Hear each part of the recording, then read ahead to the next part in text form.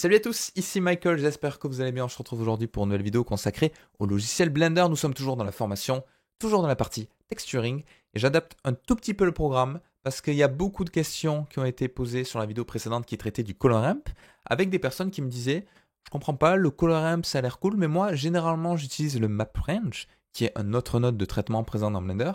Quelles sont les similitudes? Quelles sont les différences? Pourquoi les deux existent alors qu'a priori ça fait plus ou moins la même chose? Donc on va voir tout ça aujourd'hui. Donc c'est une légère modification de programme, mais j'essaie aussi de m'adapter un petit peu en fonction des retours que vous me faites, comme ça permet au passage de répondre à plein de questions.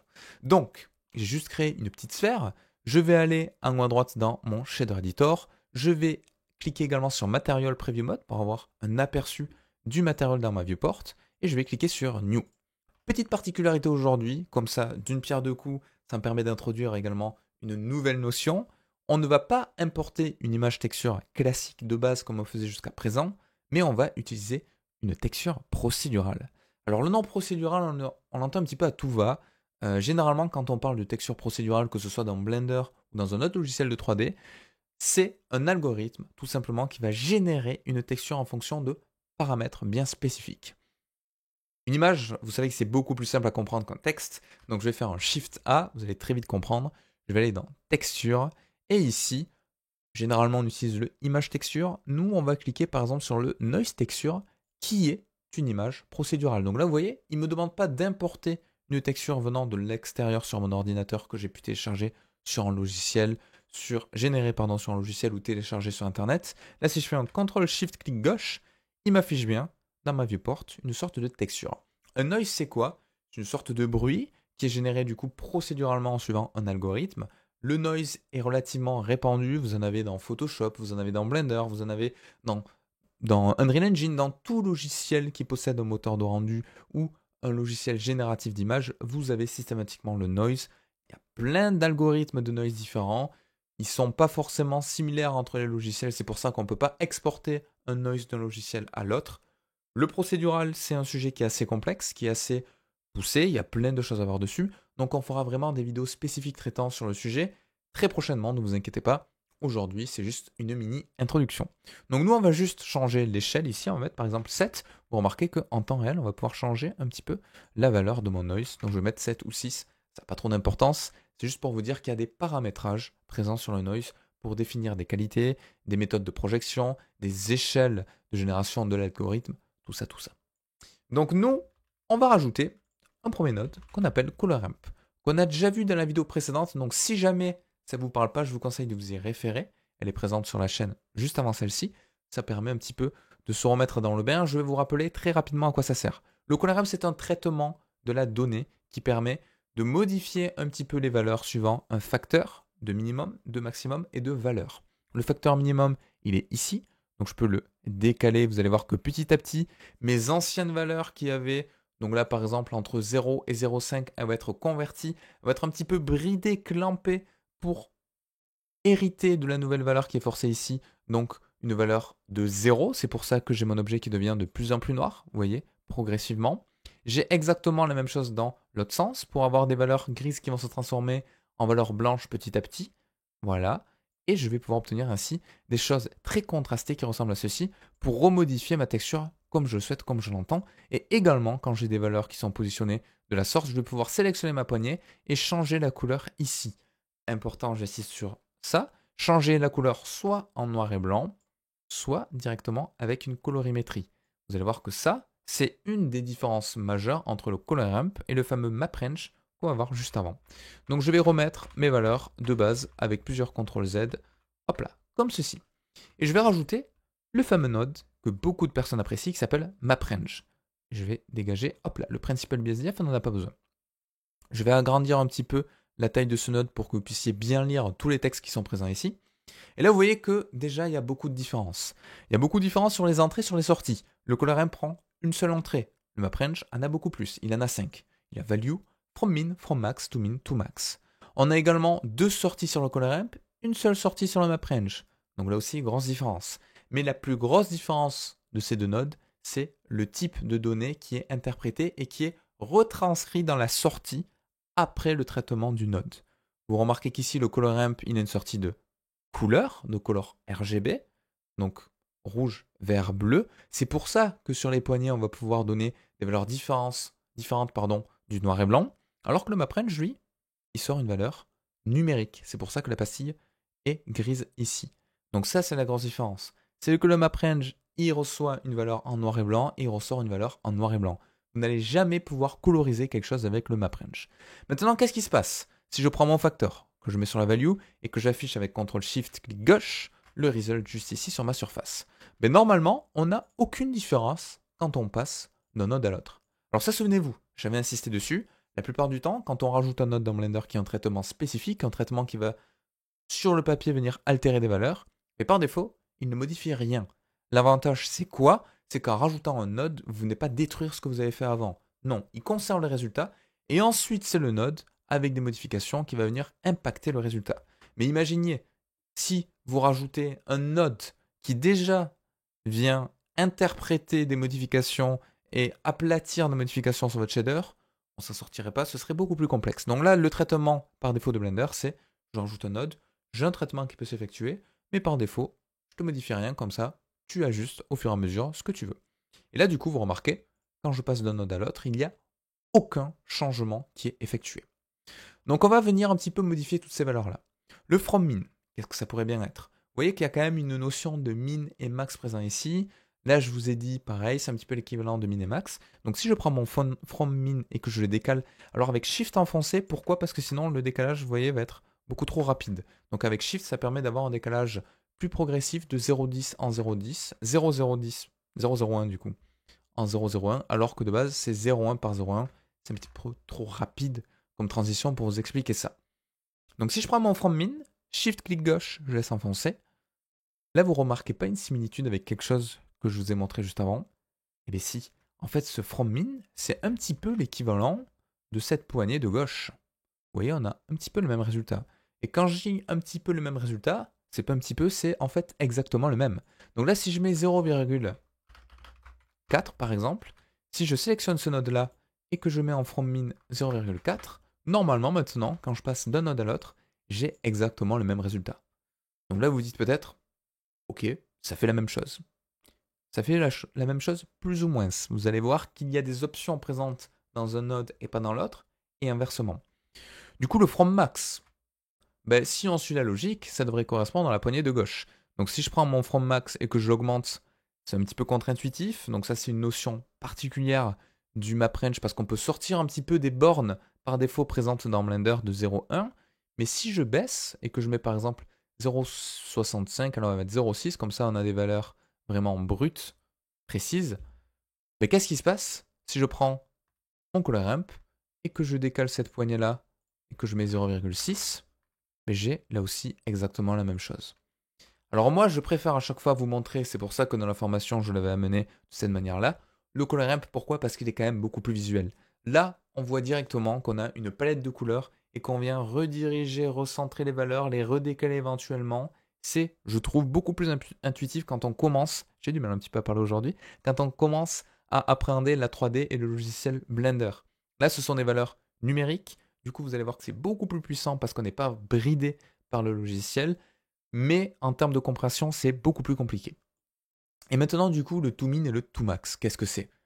Parce que là, on a bougé les valeurs en glissant sur mon ramp, mais qu'est-ce que ça pourrait modifier?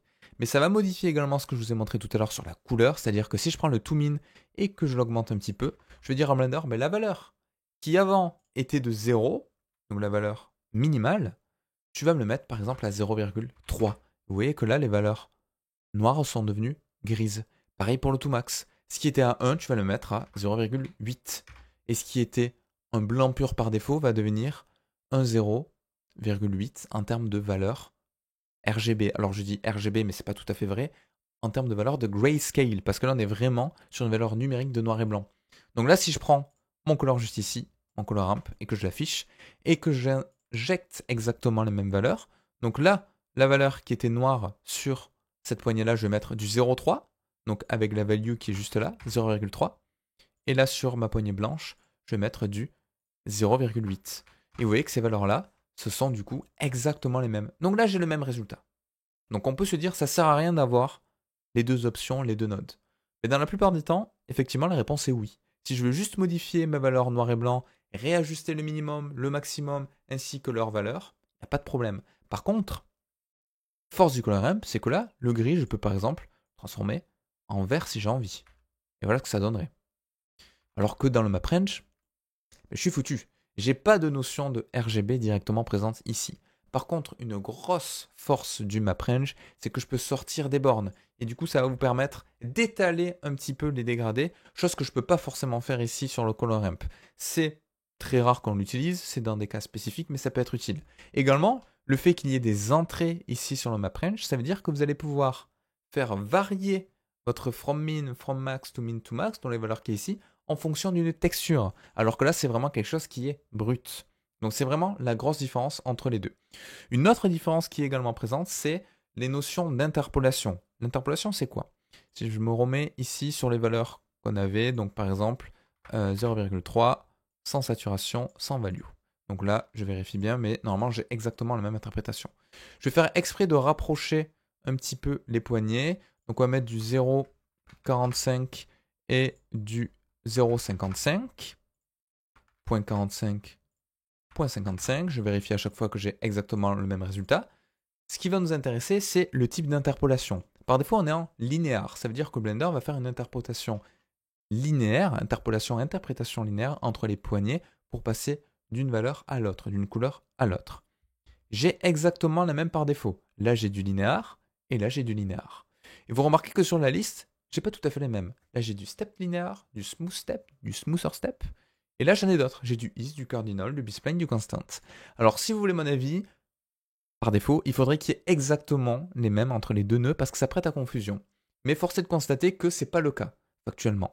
Donc là, si je passe par exemple sur du is, vous voyez que j'ai un dégradé qui est différent. Si je passe sur du cardinal, j'ai un dégradé qui est encore plus différent. Si je passe sur du b-spline, c'est encore une autre interprétation. Si je passe sur du constant, je vais voir quelque chose de très brut en termes d'interpolation. L'avantage, une fois de plus, du colorama, c'est que visuellement, vous voyez ce qui correspond à votre interprétation.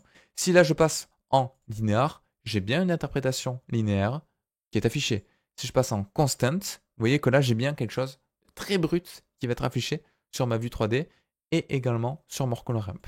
Alors que si je passe en map range, ben alors là, je suis obligé de voir directement dans ma viewport le résultat de mon interprétation. Donc ça, c'est quelque chose qui, du coup, est un petit peu plus compliqué.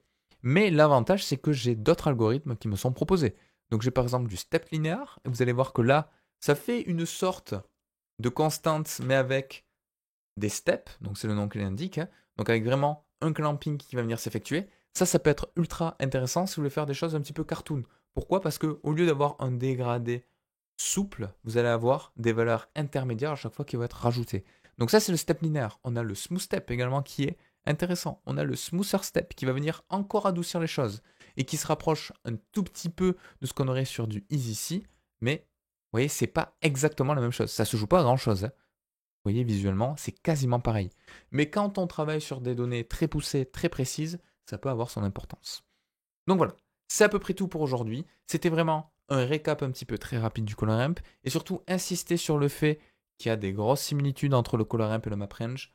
Tout ce que vous faites avec le color ramp, vous allez pouvoir le faire sur le map range, à l'exception d'un ajout de couleurs sur l'interprétation. Donc passer du noir et blanc à une couleur comme on l'a fait sur les vidéos précédentes, vous n'allez pas pouvoir le faire sur le map range. Par contre, le map range a deux grosses forces, c'est que il n'est pas forcément clampé par défaut entre du 0 et du 1, donc vous pourriez très bien avoir une valeur, vous voyez, qui part en négatif pour avoir des résultats totalement différents, un petit peu comme si vous inversiez les poignées sur le color ramp, mais ça permet d'avoir des choses beaucoup plus expansives et beaucoup plus souples sur les interprétations.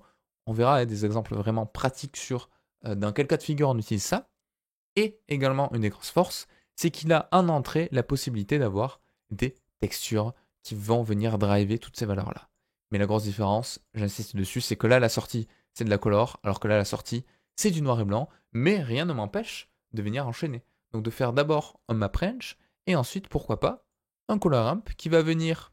Donc ça, c'est mon map range, ça, c'est mon color ramp, qui va venir éventuellement réinterpréter les valeurs, et pourquoi pas, lui donner une couleur, si jamais je le souhaite. Donc tous les nodes sont additifs, donc ça c'est une grosse force de Blender et c'est la force du système nodal par défaut. Donc voilà pour les similitudes et différences des MapRange. J'espère que j'ai répondu du coup à la question qui était revenue plusieurs fois dans les commentaires, un message privé sur Discord ou autre, à propos de la vidéo sur le color ramp. Donc il y a des similitudes et des différences. Il va bien falloir savoir quand utiliser un plutôt que l'autre. Dites-vous que les trois quarts du temps, on peut faire avec les deux nodes, il n'y a pas de problème. Dès qu'il y a de la couleur qui est mise en jeu, utilisez le color ramp. Si vous débutez, utilisez le color ramp. Je ne peux que vous le conseiller parce que c'est beaucoup plus facile à comprendre. Là, c'est pas visuel, c'est que du numérique. Là, c'est beaucoup plus visuel. Et à chaque fois, vous allez avoir une similitude entre votre viewport 3D et votre shader editor. Du coup, c'est rassurant de comprendre un petit peu ce qui se passe dans les deux cas de figure. C'est tout pour aujourd'hui. J'ai du mal à enregistrer cette vidéo. Je pense que je suis en train de retomber malade. C'est une catastrophe. C'est pour ça qu'il y a un petit peu des accroches. Des fois, je bégaye un petit peu. J'ai recommencé plein de fois la vidéo. Bon, en tout cas, j'espère que c'était suffisamment clair, que le rythme était bon. Parce que des fois, j'ai tendance à aller un petit peu plus vite quand j'ai du mal à parler. Donc, n'hésitez pas à revenir sur des endroits de la vidéo un petit peu clés. La prochaine fois, je pense qu'on va vraiment parler de manière poussée du procédural ou des UV. J'ai pas encore fait le choix. Il y a vraiment deux branches là qui vont se détacher dans la formation.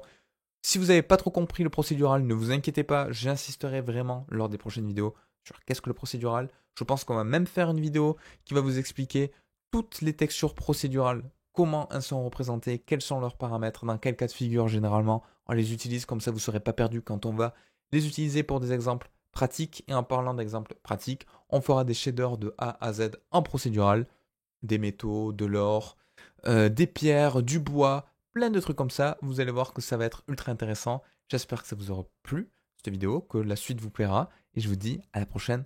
Bon apprentissage.